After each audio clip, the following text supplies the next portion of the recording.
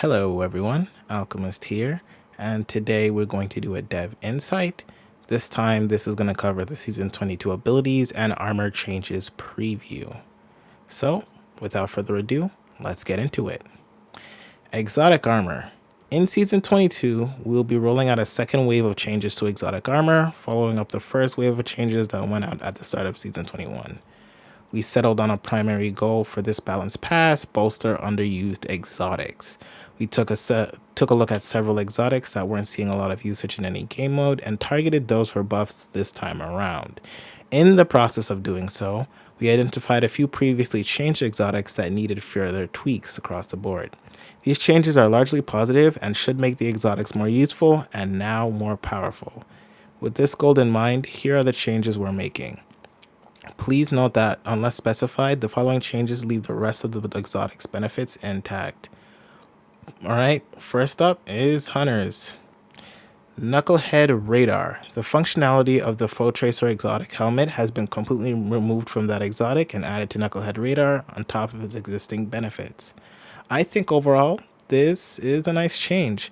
This means that not only does it have radar maintained by ADS, this also gets better targeting, and it also gets a little bit of a damage bonus that you would get if your enemy is low enough. So I like that. I like that a lot. It makes Knucklehead Radar viable and a very good option, especially with this ornament to use in general. Now, next up is Foe Tracer. We took some cues from the popular monochromatic Maestro perk, artifact perk for this one. When you deal damage with one of your abilities, you gain a damage bonus with weapons that have damage types matching your subclass damage type, or damage bonus that have damage types matching your subclass damage type. Additionally, when you defeat an enemy you've damaged with one of your abilities, either with another ability or with a weapon with a damage type matching your subclass type, you will spawn one of the collectible objects associated with your subclass, such as ionic traces or fire sprites. Now, overall, I think this is a good change. Now, I would love to get my hands on it sooner than later, but this is going to work as kind of a perpetual motion effect, where you get damage bonuses with weapons as you use your abilities. I can imagine some combinations with fire sprites and solar. Like, this is going to be really nuts in GMs, especially with this.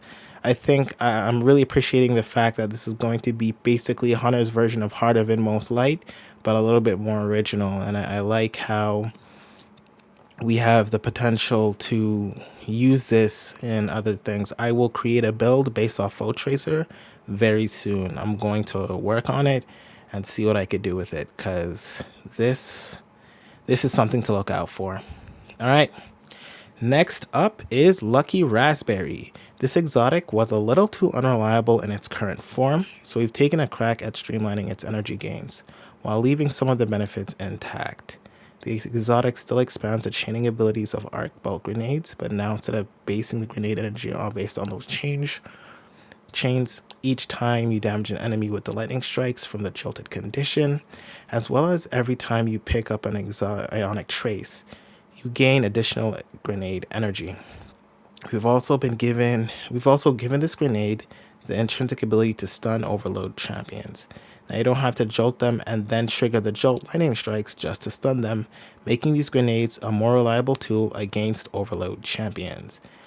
I like this. Lucky Raspberry has always been an exotic that was just a smidge away from being somewhat usable and viable, and a part of that was its consistency. It required a lot of work in order for the exotic to become consistent. However, with these new changes, I would imagine that this has the potential to rival Shinobu's Vow, and that is my main hope. Because with Shinobu's Vow, you can just spam skip grenades over and over and over again, and it's absolutely nutty. All right. Next up is Renewal Grasps. We've undone the previous nerf to Dustfield grenade cooldowns when using this exotic. Wow, that is very important. This means that what's up with Renewal Grasp is that basically hunters use it as like dust field grenade as an anti everything. So it's an anti warlock rift. It's an anti titan barricade. It's an anti a lot of things, and it allows hunters to control the battlefield. And when they get in on their foes, it's going to be much harder for them to do it, especially when the hunter is using a shotgun and in these close range combat. It's going to be nuts. I can't wait to see what people will do with this. But next up is Titans. And Titans get Icefall Mantle, Doomfang Pauldrons, Path of Burning Steps, and Eternal Warriors. So they get 4 into 1. Season 21 included some changes to Eternal Warrior and the Path of Burning Steps. We added an escalating damage bonus to arc and solar weapons respectively, when you get a kill with those damage types. We like that this gave players another way to get surge-like bonuses, but the Eternal Warrior seemed to have the most reliable way to get up to the tier 4 damage bonus. We made some further changes to these perks to make them a little more reliable while expanding the functionality of the 2 other exotics. First up is Icefall Mantle, which grants an escalating bonus to stasis weapon damage when getting rapid stasis kills. When you activate your class ability, you immediately gain the highest tier bonus. Second to that is Doomfang Pauldrons. Grants an escalating bonus to void weapon damage when getting rapid void kills. When you get a void melee kill, you immediately gain the highest tier bonus. Wow, that is good. Path of Burning Steps, getting a solar grenade kill, now grants the highest tier solar weapon damage bonus. Eternal Warrior. Since the exotic only grants its highest tier bonus automatically when your super ends, which is a rarer occurrence, the duration of the arc weapon damage bonus when your Fist of Havoc super ends is extended to 30 seconds, up from 10 seconds in Season 21. That's good. ACDOT Feedback Fence.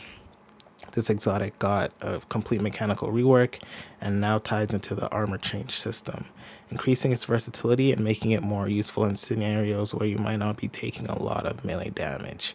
With the new perk, which completely replaces the old, when melee hits give you an armor charge, you take reduced melee damage while you have that armor charge. Taking melee charge allows you to emit a burst of damaging arc energy that jolts targets, consuming your armor charge and dealing more damage based on the number of stacks consumed. Note that the damage dealt by the burst of arc energy should be comparable to its current damage for 0 to 3 stacks of armor charge. Very interesting change. Okay, so when you take melee damage, you do get an armor charge. Or no, when you perform a melee hit, you get an armor charge. And when you take melee damage, it takes your armor charge from you, and its damage is scaling based on how much out of 3 stacks of armor charge you get. That's very interesting. I don't know how this will be in PvE, but in PvP, this seems like it's very, very enabling to allow Titans to have that close-up combat. So I want to see more about what this potential exotic can do. Hollow Fireheart. This exotic often stands in the shadows of the more ubiquitous Heart of Inmost Light and a lot of others, but Hoyle is one of them. To remedy that, we've removed its base energy to solar abilities and replaced it with a perk to build more into sunspots. We think that you'll be seeing many more sunspots on the battlefield as a result, and as for the perk that greatly increases your ability to regenerate when your super is fully charged, we left that as is. Okay, so overall, Titans are eating good. They get a full set of crayons with Icefall Mantle as their stasis option, Doomfang Pauldrons as their void option, Path of Burning Steps as their solar, and Eternal Warrior as their arc. So they get the full flavor. They're able to get a lot based off it. Doom Pauldrons being able to basically keep the ability to get their void energy after getting a melee kill and getting a high tier damage bonus as well is very, very nice for it. Can't wait to see what you Titans will do with it. No doubt about it. You guys will have fun. Next up is last but certainly not least Warlocks. Warlocks has a change to Astrocyte Verse. We've added 2 more pieces of functionality to the exotic. Enemies near you when you blink become volatile. Additionally, when you're using the Noble Warp Super, the Dark Blink ability no longer consumes super energy. Second up is Geomag Stabilizers. While we've often heard calls to restore the perk that let you top off your super energy by sprinting, the legacy of that incentive still creates some silly play patterns. Instead, we want to give players a way to get more super energy no matter how charged your super is. Now, picking up an ionic trace while wearing this exotic will grant additional super energy. Very nice. Wings of Sacred Dawn. Leaning into the orbital object weapons platform. Leaning into the orbital weapons platform fantasy, we wanted to help players have a way to stay aloft longer, especially in target-rich PvE environments. Typically, reloading was the main cause for a float to end. This exotic now automatically reloads slower weapons, including the weapon you are holding, from reserves each time you get a kill while aiming down sights. Try this one out with Xenophage. Winter's Guile. Due to the nature of the Stasis Warlock's melee ability, this exotic was previously a disappointing choice for that subclass. We've added a new perk to this one, especially when you're playing Stasis subclass. Now your combatants encased by Penumbral Blast melee will automatically shatter after a short delay. As with changes we've made, we'll be watching the data and feedback carefully, and we will make additional tuning changes accordingly. We're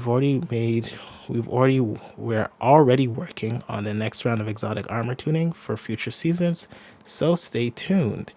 Alright, very happy with what we have so far.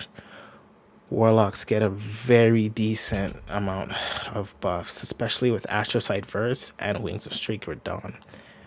Being able to no longer consume super energy based off Dark Blink seems absolutely nuts, and I think it's gonna create a lot of uptime because that super runs very long. Wings of Sacred Dawn looks like a very fun pick to use, especially if you want to switch things up. So I might take a look at that. Geomag Stabilizers. It's not hard to create ionic traces with Warlocks, so that's an option that they can use.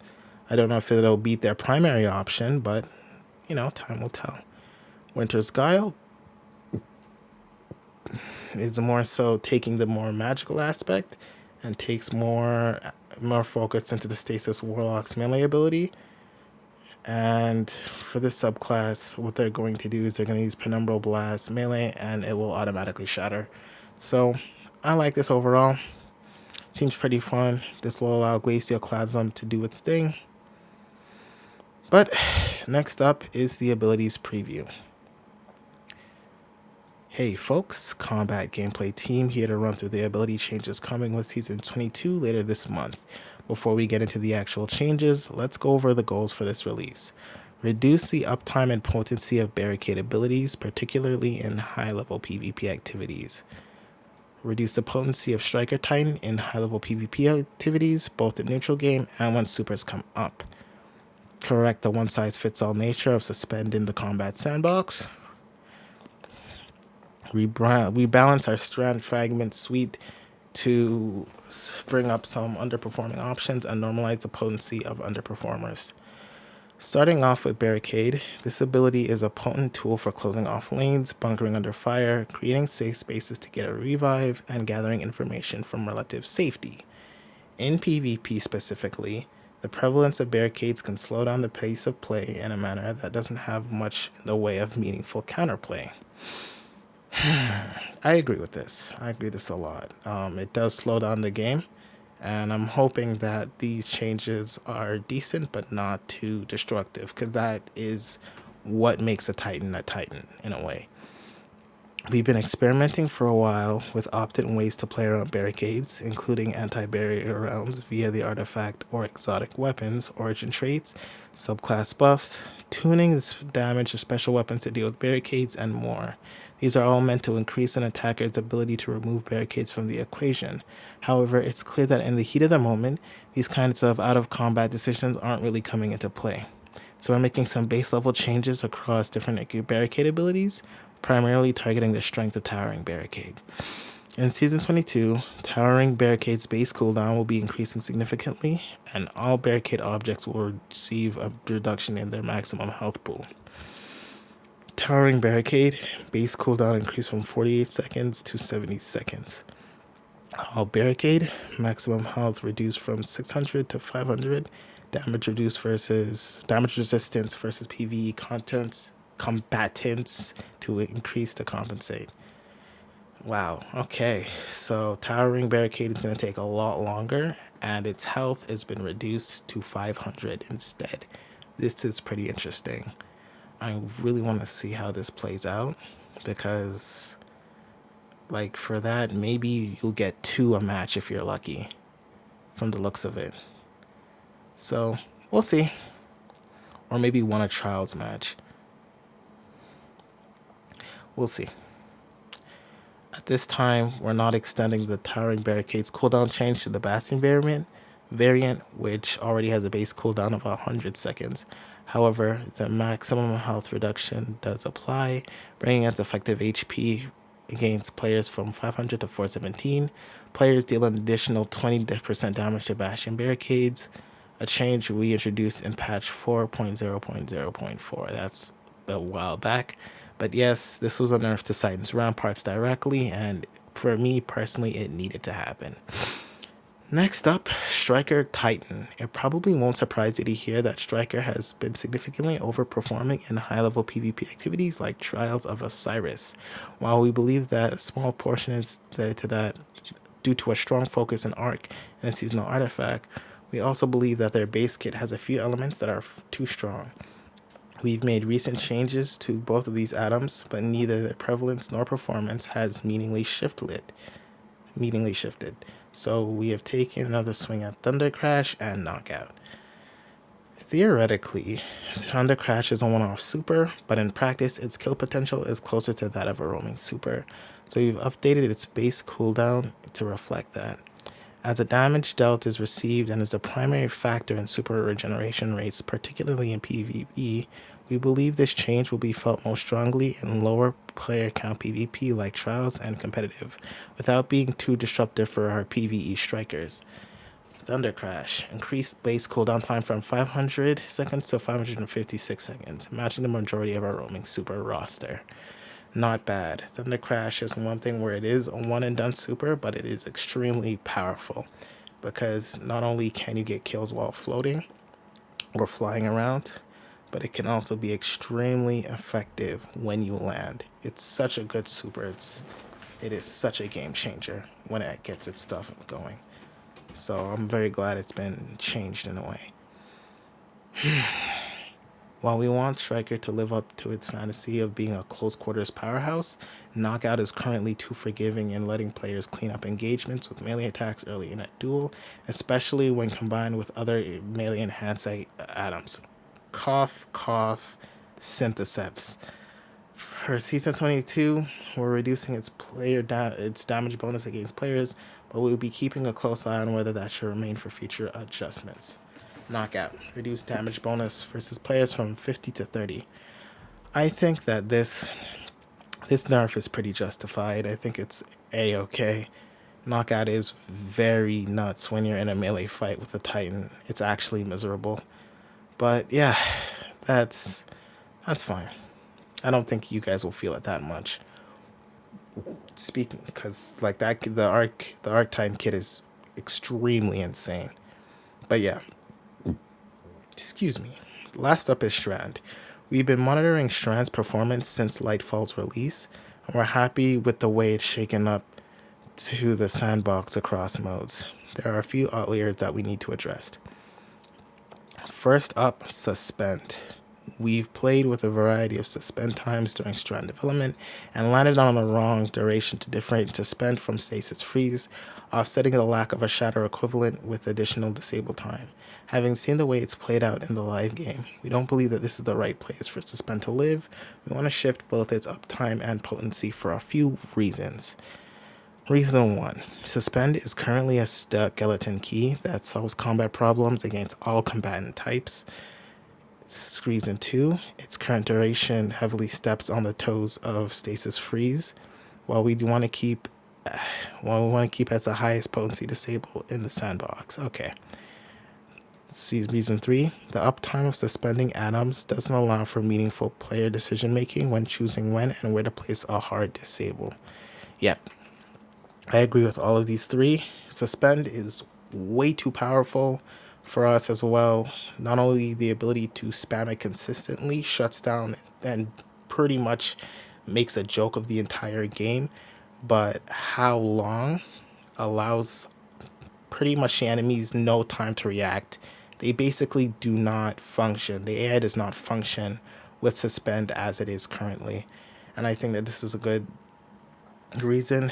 And not only that, but it does definitely make stasis absolutely useless, because the efforts that stasis is, it's supposed to do the freezing, it's supposed to do those control aspects, but you know what I'm saying, it's basically green stasis. So I'm glad that they understand that it's a problem, and I'm hoping either in this article and the other article we get talks about a stasis buff, because how it is now, especially with Stasis Hunter, it's not looking too well. It's not looking too well. Stasis overall does deserve the rework, so I'm hoping very soon that it gets the rework that it does deserve. But with that said, on to the article. To address these problems, we're making a suite of changes across both Suspend and its supporting atoms to better carve out a healthier role for Suspend in the sandbox. The base duration of Suspend is being reduced significantly. We've reduced it against champion combatants to ensure that they remain a core focus in combat, a problem for the fireteam survivability that needs to be addressed with urgency. We're also reducing the energy regeneration granted by Thread of Mind and Thread of Generation. We don't believe the ability uptime these 2 fragments granted suspending atoms is healthy for the sandbox. Agreed. So, for the changes to Suspend, they reduced the base suspend duration versus non-champion PvE combatants from 8 seconds to 5 seconds. Thread of Continuity now extends this duration to 7 seconds, down from 12 seconds. Reduced base suspend duration versus champion combatants from 8 seconds to 3 seconds, 4 seconds with Thread of Continuity. Increased snap damage dealt to suspended boss combatants by 67%. Thread of Mind, reduced class energy gain based on the tier of the defeated target. Minor combatants reduced from 15% to 10%. Major combatants and players reduced from 25 to 15%. Bosses and champions and mini-bosses reduced from 50% to 25%. Alright, fair enough. Thread of Generation reduced the overall energy gain per damage event against PvE enemies about 20%. Rebalance the energy gain multiplier across primary weapon archetypes. We wanted to bring the energy gains for dealing damage with precision weapons and fully automatic weapons closer together. Fair enough. Overall, we've reduced the efficiency of fully automatic primary weapons and increased the efficiency of precision primary weapons to compensate. Yep. So they're reducing the amount of generation you get per event against PvE enemies, and they're reducing the class energy gain in general. So you cannot, or the main goal is you cannot spam out Suspend as easily as we've been doing so far. So builds will either have to accompany for that, or have to adjust into a completely different mindset or style completely, which I am all for. In combination with these changes to Suspend, we want to shift some of that potency to other strand atoms to allow for more diverse options for strand users. In particular, we're increasing the power of thread links and sever in PvE, and increasing the availability of tangles across all modes. Thread links increase thread link damage versus PvE combatants by 30%. Tangles reduce tangle creation cooldown time from 15 seconds to 12 seconds. Sever PvE combatants affected by Sever now have their outgoing damage reduced by 40 versus 30%. We're also taking the opportunity to adjust feedback on a handful of strand abilities and aspects. The Threadrunner Silk Strike Super is a bit unforgiving in the live game, particularly in PvP, so we've made some small changes to improve its usability. We'll continue to monitor its performance and make changes as necessary. Silk Strike increased Silk Strike's damage resistance from 40% to 45%. I think it could go to 50%, but again, we'll have to see how it goes so far. Reduce suppression time between Silk Strike's super air attacks. Reduced vertical lift provided by Silk Strike's heavy air attack to reduce instances of missing the primary target. This happens quite a lot where when the heavy air attack happens, I will be absolutely displaced and I'll miss my target completely because of that. So I'm glad that they did address that.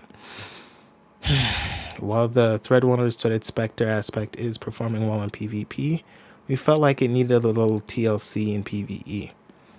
It should be much more effective in PvE as it will hold enemies' attention longer, and the casting hunter is now effectively invisible to enemies for a couple seconds after creating the clone.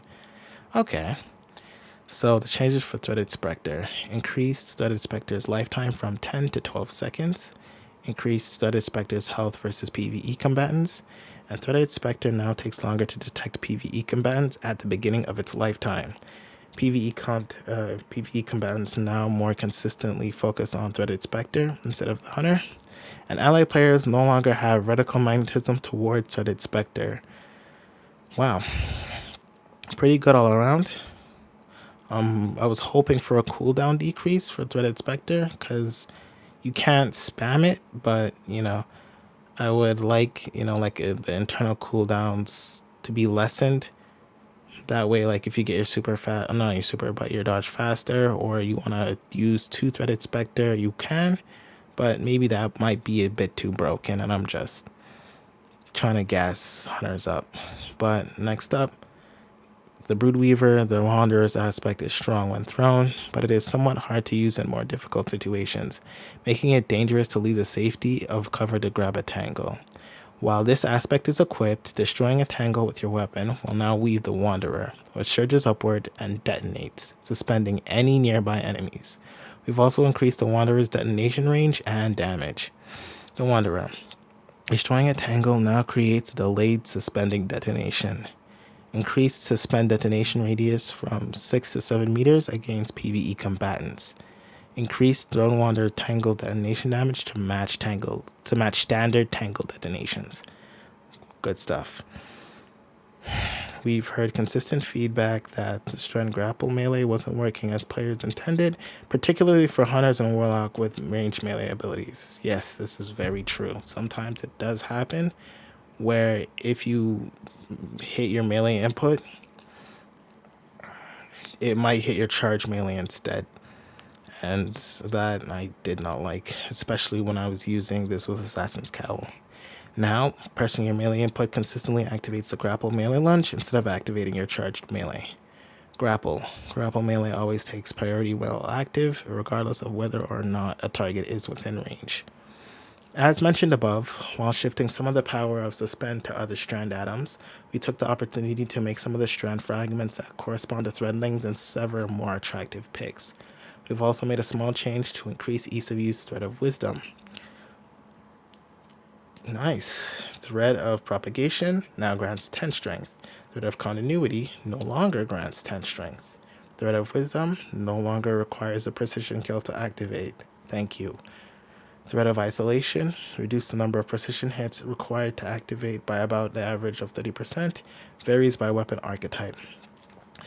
The Thread of Rebirth, the number of created threadlings now increases based on the tier of the defeated target. Minor combatants 1, elite combatants or players 2, boss, champions, or mini-boss combatants 3. All this is coming in Season 22, and some more changes too. Tune in on launch day for a full list of changes and bug fixes, including a fix for Celestial Fire Scorch, not activating melee perks like Sunbracers. Okay, did not know that existed. While Season 22 is getting locked in, we're working on a suite of Season 23 changes as well. We have a lot more to share about Season 23 at a later date, but in the meantime, we'll be keeping an eye out for your feedback on all these Season 22 changes. Alright, so overall, I'm very happy with what we have so far, what we are given, especially when it involves the restrictions that are implied over Suspend. They're fair, but they're not absolutely destructive. They want you to be able to suspend, but they do not want to make the game entirely easy for you. And I think I respect that decision. One of my big downers, though, is that there is nothing about stasis being buffed whatsoever to not only put them in place. I do understand that this year's main focus is strand, though it does feel like stasis overall has been met by the wayside. And I think that there are stuff that Bungie can do to help that. Hopefully, we get some kind of word by them soon. But if not, I'll be making a video on each of those subclasses and what they'll need help with in order to kind of put more focus on that.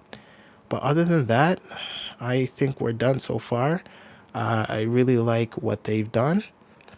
And yeah, I can't wait to see these changes go live. So with that said, I'll see you guys later. See ya.